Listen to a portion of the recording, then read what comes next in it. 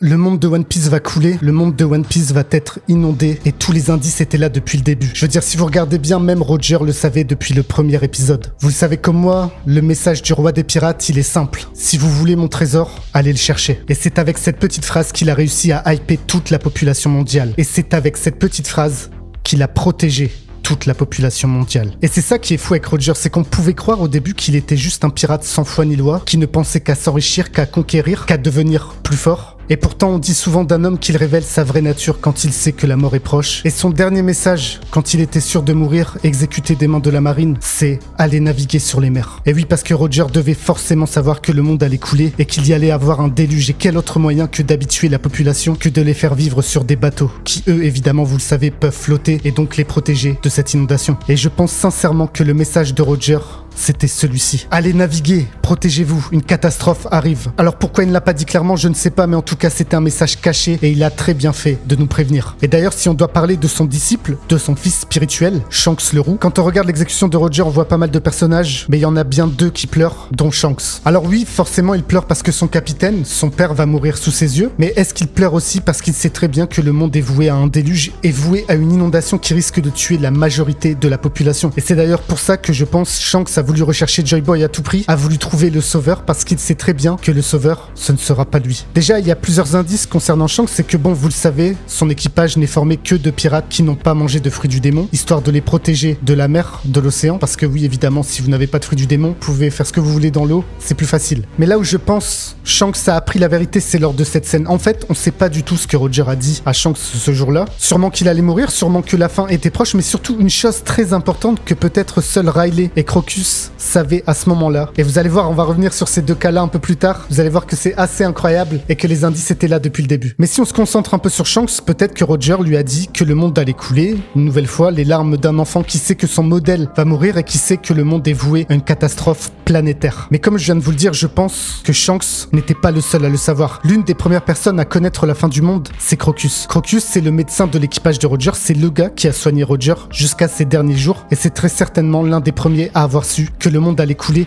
Et quand on regarde la vie de Crocus après Roger, elle se résume à avoir créé un abri dans la Boone. La Boone, c'est cette baleine géante dans laquelle existent des tunnels, des machines, enfin tout un tas de choses qui pourraient très certainement abriter un équipage. Par exemple, l'équipage des chapeaux de paille. Et si le cas de Crocus est très intéressant, attendez de voir le cas de Riley, le prince des ténèbres. Riley, c'est le bras droit de Roger et c'est très certainement l'un des pirates les plus puissants de One Piece. Il a une expérience de malade. Il est vieux certes, mais il a réussi à faire trembler Barbe Noire. Déjà, rien que ça. Il a le haki des rois, évidemment. Il a traversé une mer entière à la nage, évidemment. En fait, Riley, c'est du très très lourd. Mais vous savez ce qu'il fait après avoir navigué avec Roger? Vous savez c'est quoi son taf? Faire des revêtements de bateaux pour qu'ils aillent sous l'eau. Et pourquoi faire ça? Tout simplement parce que Roger lui a révélé que le monde allait couler dans peu de temps. Et si on regarde la plupart des grandes villes dans One Piece, elles sont toutes construites en hauteur. La ville d'Alabasta, par exemple, est clairement construite pour éviter une quelconque inondation. Ce qui est bizarre d'ailleurs parce qu'Alabasta, c'est juste un désert. Il y a a priori aucun risque d'inondation et pourtant les habitants ont décidé de construire cette ville en hauteur. Et si on prend le cas de Water 7 par exemple, cette ville se fait constamment inonder par les eaux et ça c'est Water 7 avant, ça c'est Water 7 maintenant.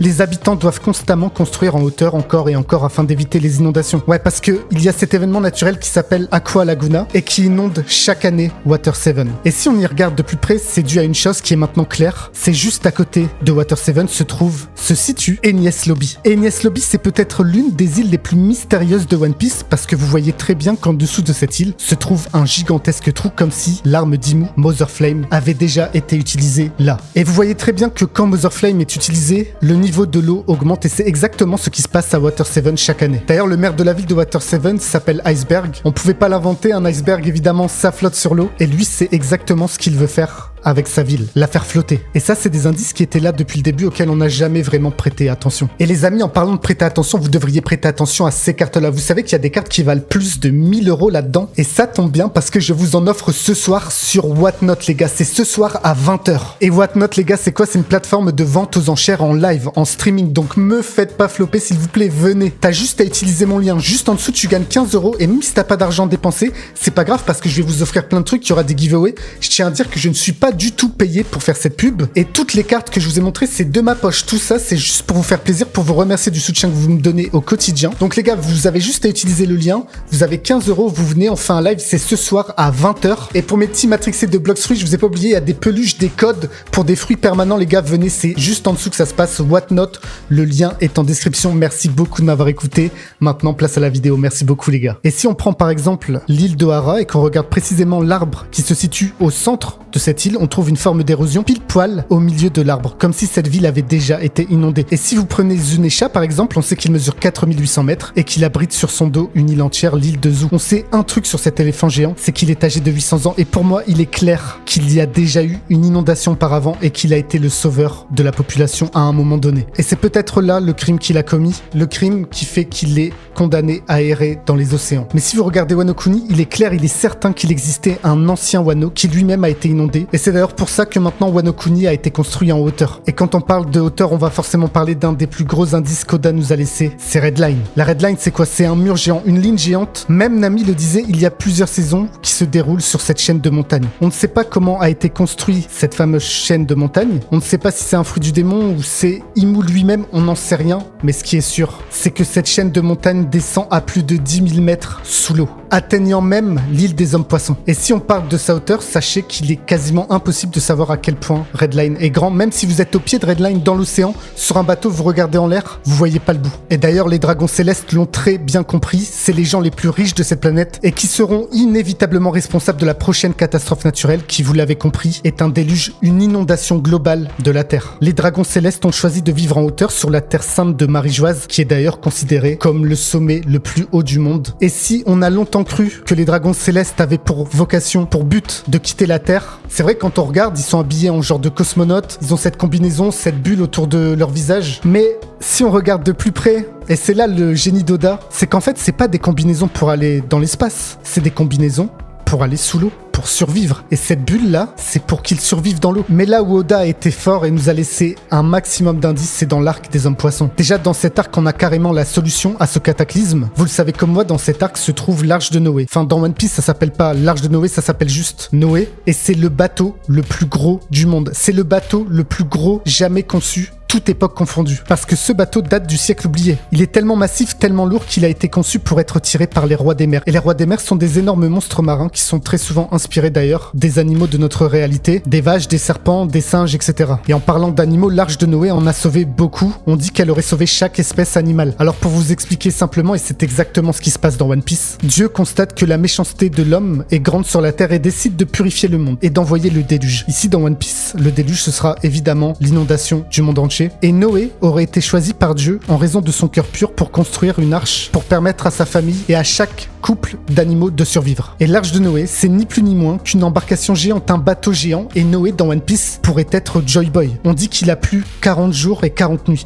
La pluie aurait été tellement abondante qu'elle aurait recouvert les montagnes les plus hautes sous les eaux. Alors je sais pas si c'est en référence à Redline, ces fameuses montagnes qui ont été recouvertes. J'ai vraiment du mal à imaginer Redline être recouvert d'eau tellement c'est gigantesque, mais en tout cas, c'est peut-être pour les autres îles. Prenez Wano Kuni, c'est super haut, peut-être que ce sera inondé. Et si on regarde bien, tout est lié. Shirahoshi, la princesse, est la seule à pouvoir commander les rois des mers. Eux-mêmes l'ont dit, leur but est de tirer Noé. Alors il reste plus qu'à attendre que Joy Boy ou Luffy viennent, attendre que ce bateau soit enfin réparé. Et quand on regarde, c'est peut-être la seule solution de rétablir les liens entre les hommes-poissons et les êtres humains. S'ils travaillent tous les deux dans un but commun, sauver le monde, sauver la Terre, sauver la planète en quelque sorte, les mettre dans le même bateau pour effacer ce racisme qui existe entre ces deux espèces. Vegapunk l'a dit, le déluge est inévitable. Le monde sera bel et bien inondé et il n'y a plus rien à faire, il est trop tard. Et comment ? Eh ben tout simplement en abusant de Mother Flame, cette arme qui fait littéralement des trous dans les océans et qui à chaque fois d'être utilisée augmente le niveau de l'eau. La dernière utilisation en date a augmenté le niveau de l'eau de 1 seul mètre et pourtant les dégâts ont été catastrophiques. Et si Imu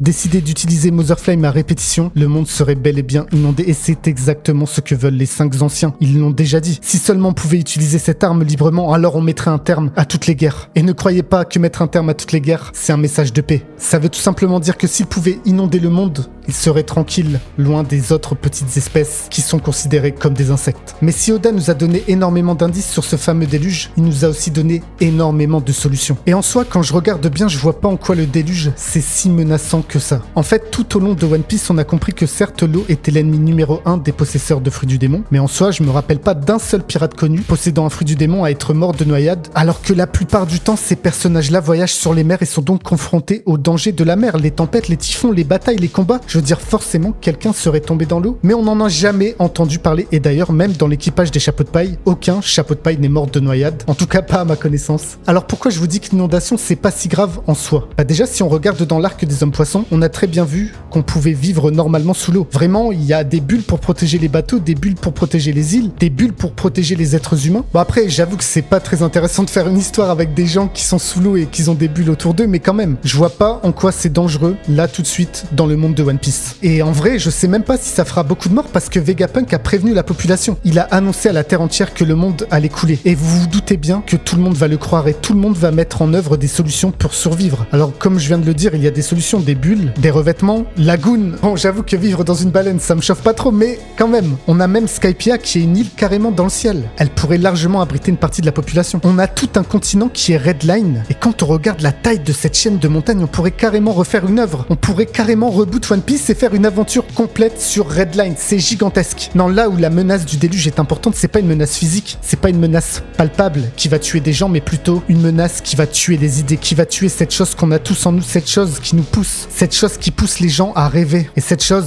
ça s'appelle la volonté. Si le monde est inondé, si Inu gagne, si les doyens gagnent, si les dragons célestes gagnent, c'est la volonté de tous qui meurt. Et c'est là où le message est important, parce que oui, on pourrait carrément survivre à ce déluge, mais le monde serait soumis à vivre sous l'eau, sans lumière dans les profondeurs des océans. Mais pour moi, ce que Oda a clairement dit au travers du message de Vegapunk, c'est qu'il devait y avoir un autre Joy Boy, un premier Joy Boy. Peut-être que c'est Luffy qui a remonté le temps, on sait que c'est une théorie très connue, mais peut-être que le premier Joy Boy a tout simplement échoué, qu'il avait commencé à construire cette fameuse arche de Noé, qu'il ne l'a jamais fini, qu'il a promis aux hommes poissons de revenir. En tout cas, Joy Boy a échoué, il n'a pas réussi à sauver le monde du déluge. Il n'a pas réussi à sauver son ancien royaume, qui pour moi devait être une sorte d'Atlantide. Et Atlantide, c'est quoi? C'est une civilisation qui aurait été extrêmement évoluée. On dit qu'elle aurait la technologie actuelle, voire même plus évoluée que nous en 2024. Mais cette avancée technologique l'a menée à sa propre perte. Cette civilisation aurait été perdue au travers du temps parce qu'elle aurait été complètement inondée. Atlantide se trouverait sous l'eau à l'heure actuelle, mais on n'a aucune preuve. On n'a jamais trouvé des vraies traces d'Atlantide. Alors oui, des indices, Oda nous en a laissé énormément. Mais si vous avez vraiment kiffé cette vidéo, déjà mettez un petit pouce, ça ferait plaisir. Mais je vous invite vraiment à aller voir celle-ci, où je parle de la puissance de Roronoa Zoro, et vous allez voir qu'il est beaucoup plus fort qu'on ne le pense.